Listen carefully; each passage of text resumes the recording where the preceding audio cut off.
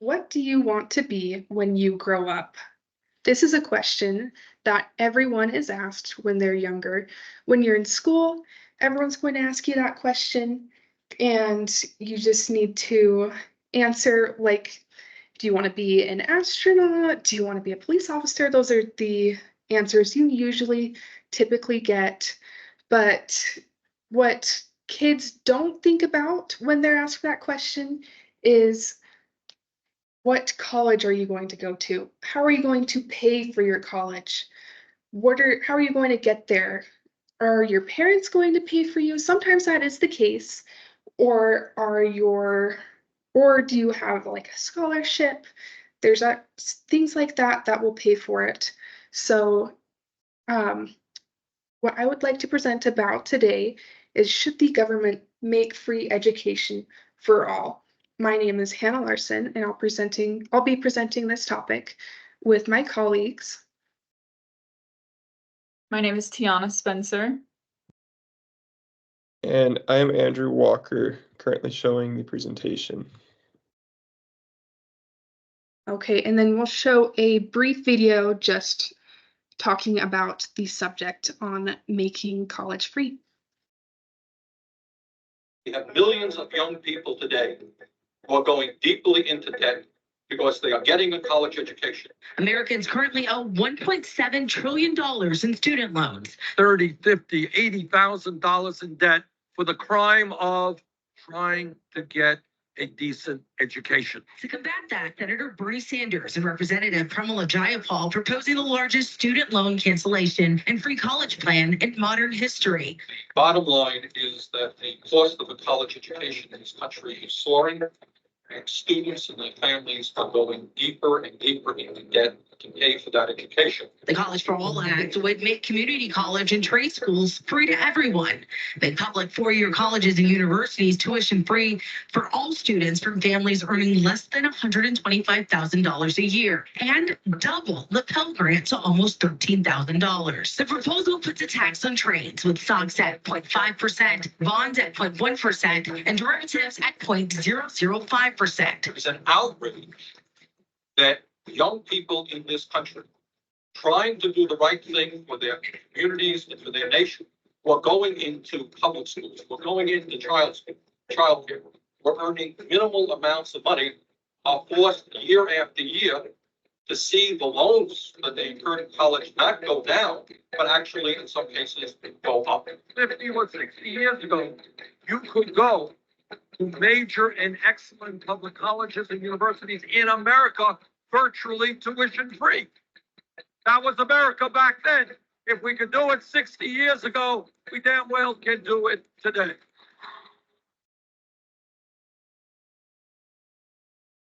Okay, so that's just a brief video talking about our topic today, why college should be free for everyone, and the benefits of it. So to start off, the benefits of free college are, first, greater educational access for underserved students. So a lot of students aren't able to go into college because in some cases they just don't have the money to do so. If you don't have parents or you don't have a full ride scholarship, then you won't be able to get straight into college. And then another benefit of free education for all is a healthier economy. So we would all want a healthier economy that would be better on, gas prices, groceries, just everything that you're thinking of. So that would be best. And then another benefit is reduced student loan debt. And I think we can all agree that that would be great. I personally have student loan debt, and I would love to just get rid of that or have it reduced so I wouldn't have to stress about it in the future. And then we'll also cover some drawbacks, such as higher taxes, possible overcrowding, and the threat of quality reduction. Just some of the things that are some drawbacks to free education for all in college. But next up, we're going to go to Tiana Spencer. I will start presenting the presentation on her behalf. So there is a greater education opportunity for underserved students, and they have the opportunity for those who are in the lower income families have this amazing opportunity to finally receive an education that they never thought or possibly considered beforehand. And it also is shown that people who are college grads are more likely to be participating members of society. They are more likely to vote. They are more likely to get a job over at least, depending in their area, that pays way above the socioeconomic threshold to be able to get by in society, as well as wage increases. And so for in these lower income communities where they have an opportunity to finally consider and attend school is a great service for them, because a lot of the times students don't even consider the possibility of college just because of the cost. A lot of people have to pay for their own bills, and it's not even in the realm for them. And so if in these lower economic communities where they have the opportunity to attend school and not have to pay for it, there would be a huge increase of college grads and participating members of the society. And so that leads us to our next point of students. If these students are going to school now, it's going to be better for the economy as they're participating members of the society. Graduation rates would improve entire societies because a college degree also raises income earning potential as well. And we would also see an increase in creativity and entrepreneurial ventures, as degrees do give people the opportunity and education to pursue different ventures for themselves that they couldn't consider beforehand. And a college graduate, it is likely to have at least a 25% increase in their wage earning potential rather than if they didn't have a college degree. And if students are now earning more, they're participating in society, it is overall just better for the economy. And so, which leads us to our next point about debt. I believe we have a graph on this next one. And I will now let Andrew talk about students who own loans and how that affects us as well. Awesome. So as you can see on this chart, I don't know if it's big enough for you to be able to see, but it shows the amount of debt that students owe, just sort of like a percentage of the whole entire student population. You can see in the top is the most amount, which is 100,000 or above. Crazy enough, about 10% of students owe this amount to their tuitions, to their colleges, whatnot, because of taking out loans and whatnot.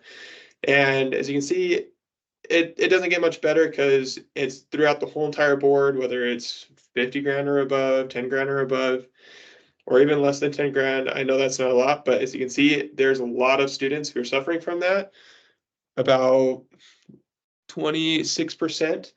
So just that perspective, to see that many students are struggling to pay their student debts and probably are going to have this debt throughout their whole entire lives, is not a great picture to paint into anyone's mind. If we can go to the next point. So just kind of like what I was saying before, we need to reduce these student loans. That way we're able to really save our economy and really help all the students that are in need of this. One of the biggest thing that I noticed through my studies in this was that 40% don't get degrees.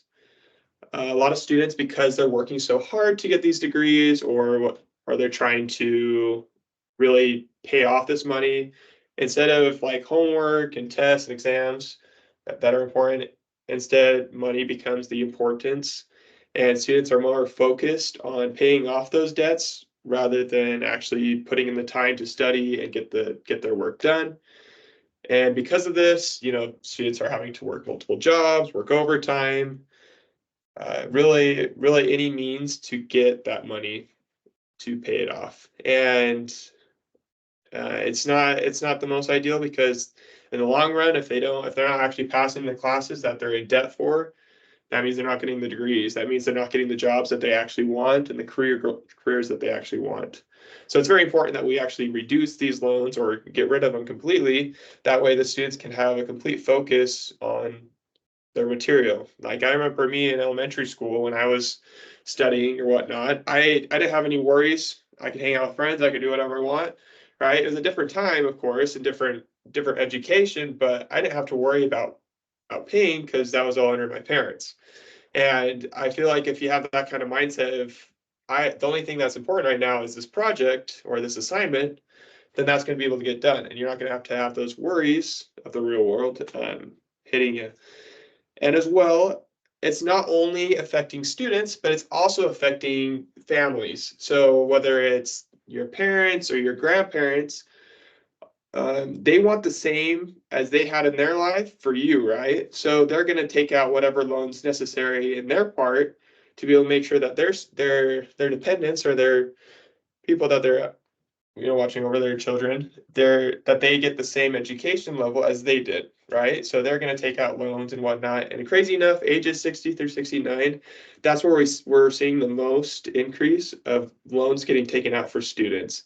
So this is just causing debt throughout the whole entire family, short term, long term, especially long term, because these debts are not going to get paid off. Where they're taking out, like we saw in the last slide, some of them even around 100,000 or even above. Who knows?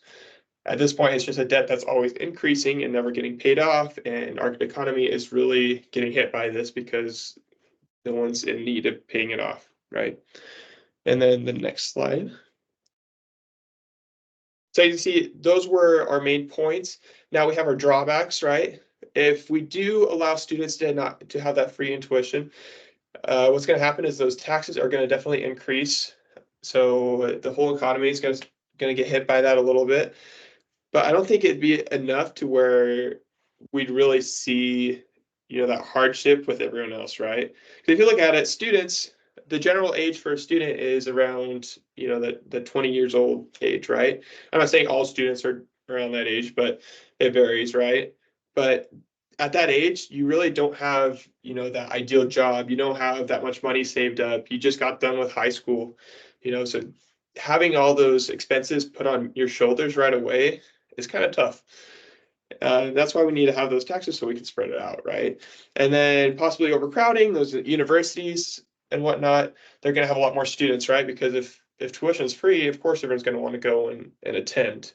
And the last drawback we have is just the threat of quality reduction. The teachers as well as the students may not receive the same level of education as they did before, but I feel like over time this might be a struggle, but in the long run, I feel like teachers will be able to better combat this and better educate their students.